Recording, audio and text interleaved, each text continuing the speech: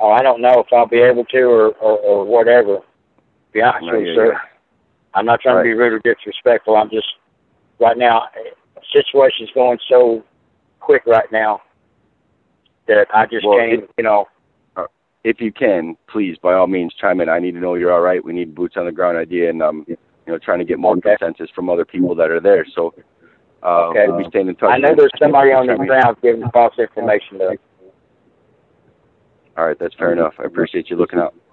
Hey, Bill, I want you to know that no matter what happens, this whole situation has been inspiring a hell of a lot of people to wake up and take things into more serious consideration about this nation that they were asleep to. So no matter what, know that, you know, you guys down there have really served your country and humanity. Well, thank you, and like I said, we appreciate it. And I want to tell y'all that, like I told somebody a while ago on Facebook, we do see y'all's support online. We do appreciate it. It has helped. We don't respond a lot of times because we can't or we don't have the time at the moment. Right now, I think I'm the only one that has a computer out here with internet access. Most of these people are using their phones. But for everybody out there, we do see it. We do appreciate it, and it does help. So, whatever that's worth. Hello? Sorry. Yeah. All right, yeah, we're still here. All right, well, I'm going to have to sign out, okay? Yeah. All right, man. All right, good night, folks. Thanks. Get some rest. Try to chime in tomorrow, man, and send anybody else our way so we can know. Okay. Thanks a lot, man. All right, bye-bye. Wow, after that call, I feel like all I'm missing is an unloaded musket and a funny little cat. Dude, that was pretty intense. Go ahead, Tom's one's trying to chime in. Go ahead. Well, I've been here all night, and I'll probably be here till you sign off anyway, so if somebody else needs to talk, I can always wait. But on his request for more boots on the ground, there's another page on it. It's called Bundy Ranch Resistance Transportation. So if people get on there and they're willing to go or they're willing to take people, you know, I know there's a lot of people at home wishing they could do something.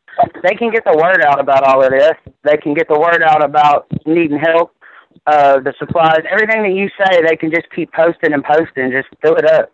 But I'm the one that keeps digging into that Neil Corns, which is the head of that BLM over there. And like I already told you, he was Obama's pick. I told you he is international relations. He has a master's in international relations at London School of Economics and Political Science. He, hold on, I just wrote a bunch of notes. I've been digging. I have somebody else to dig on instead of Obama.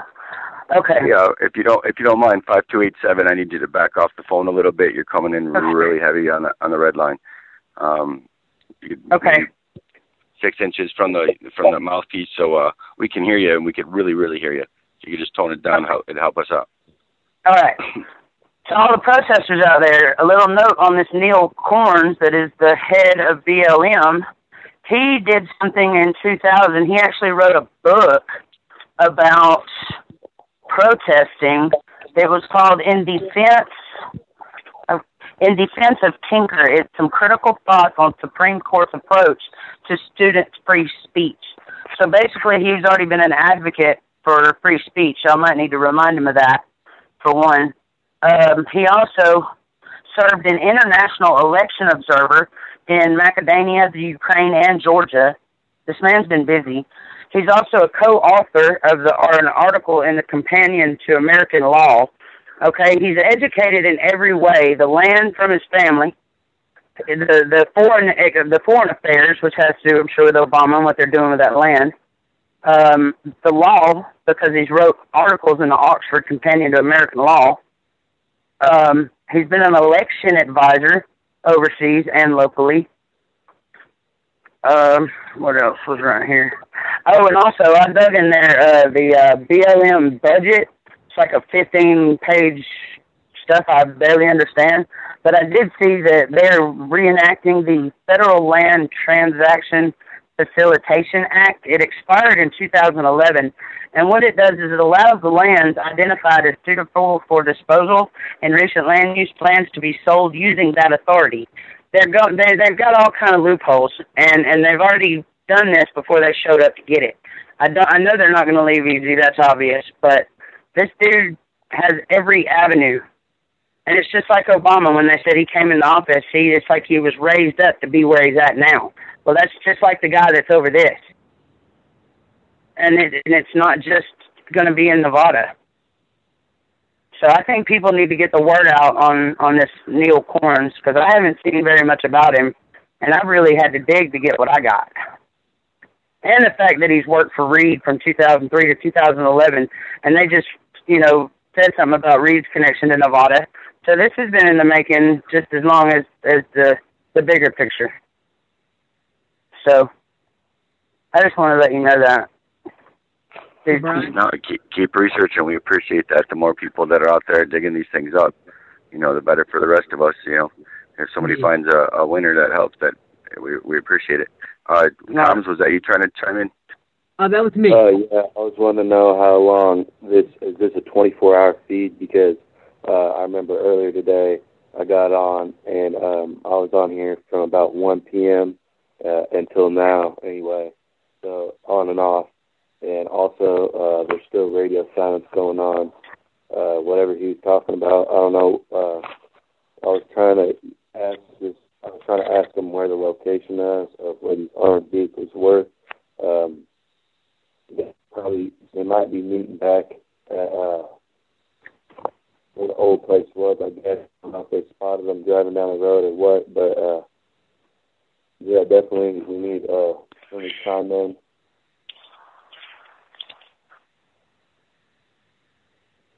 All right, well, someone's escalating. Go ahead. Am I able to be heard? Yeah, you're still around. Hey, I'd like to make a suggestion, if I may.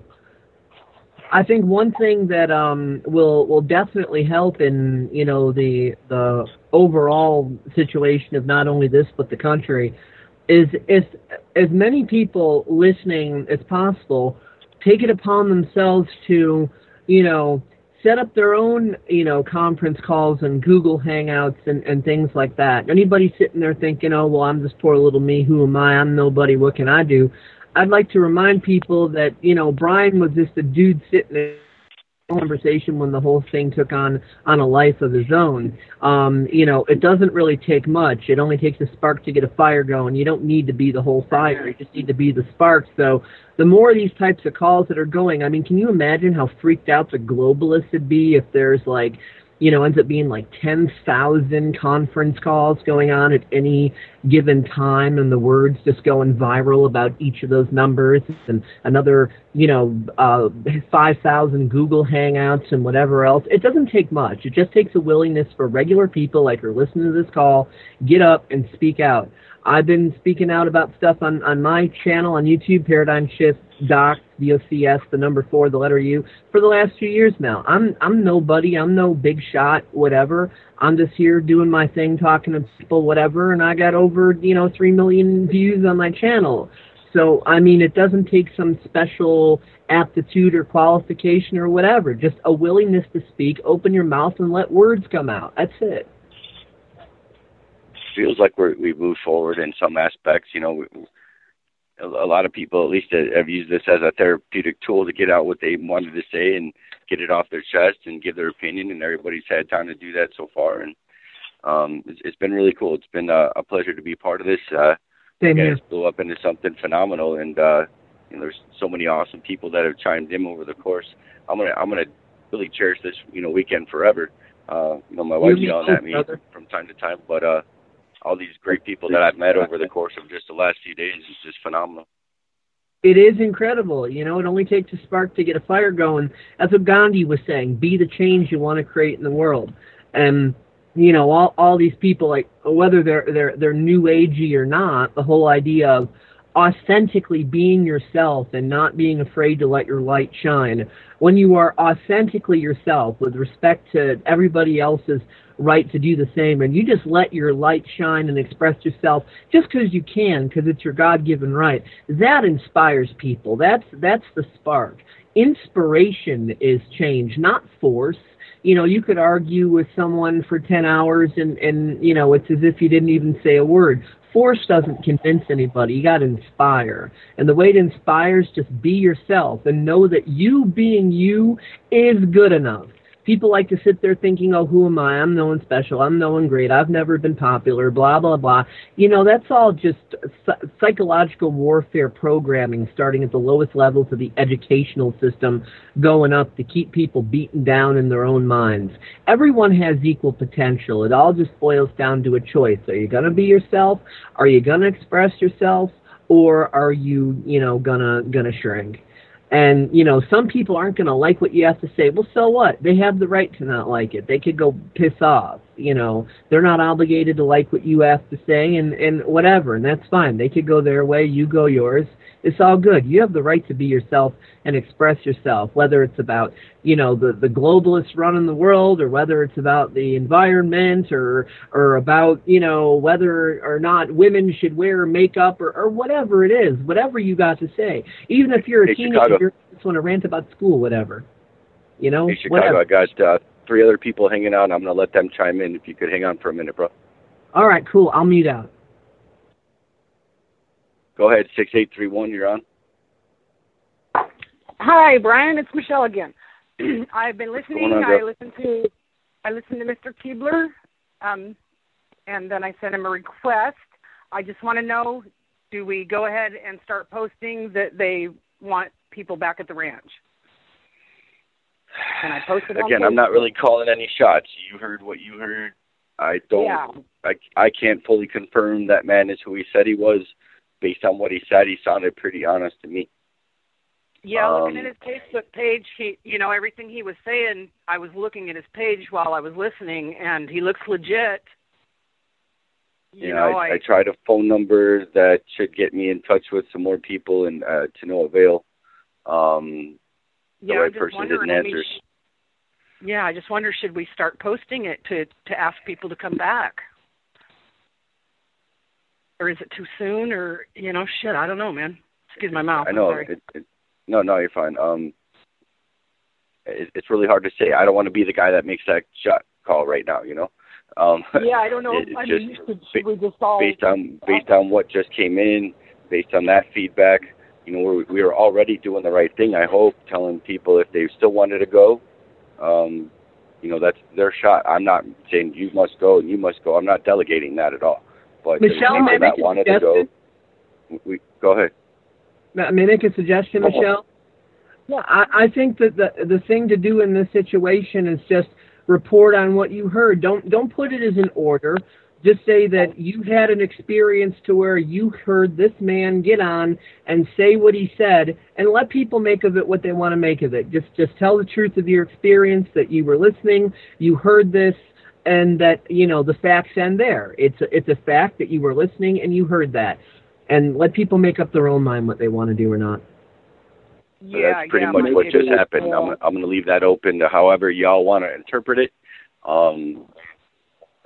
We've been saying all along, there's lots of disinformation out there. For all we know, the Druids are going to come in here and kill some goats and then tell us that we got to send everybody back. And I'm just making a joke because 5 segments ago somebody called as a Druid that was going to sacrifice some goats for us. But I heard really that. Awkward. Oh my God, I laughed so hard when I heard that. Yeah, that was awesome. But anyways, on a serious note, we did just hear what we just heard. Combs is trying to chime in. Let's give him a second. Go ahead, man. If you're talking to people who are en route or going to be en route, just make sure you emphasize radio equipment and night vision. I'm not entirely sure if whoever in the hell has got these vehicles out there, if there are vehicles out there at all, definitely not using any of the public radios. So definitely need operators out there if they don't already. And I don't know any reports on if they had night vision or not.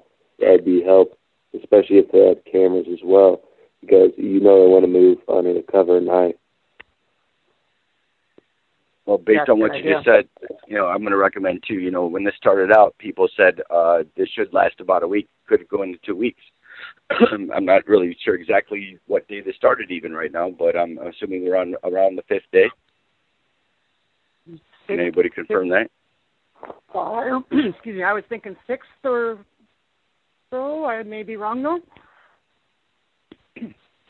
People have questions like that, too,